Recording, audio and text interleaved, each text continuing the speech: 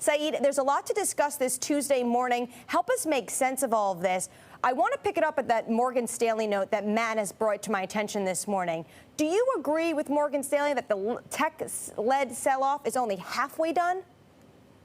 Good morning, Henry. How are you? First of all, I think we're having a moment of realization now. This sell-off came after the quadruple glitching on Friday. There's a seasonality factor which is attached to equity selling off in the last 10 days of September usually.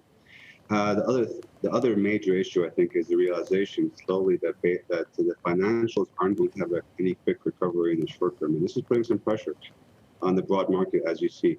Especially, it was triggered probably by HSBC's story and the FinCEN story. But I think what we're seeing right now is basically some money being taken off the table pre-election. As we approach elections in the next 6 weeks, I think that there'll be more of this happening. I'm not particularly sure that this is going to be a buy on dip market, but rather I would agree that we are now consolidating into a lower range in the S&P and the broad market. Say good morning to you.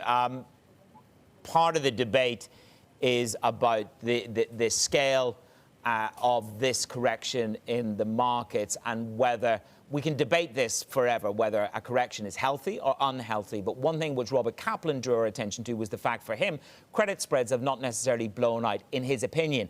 Yes, I know they moved higher. Yes, they're moving higher in Asia. When is it a red flag in high yield and IG for you if this equity market really begins to unpick? Look, it's not really, I mean, saying credit hasn't moved significantly is not saying much, given that the Fed has backstopped credit for the interim since April.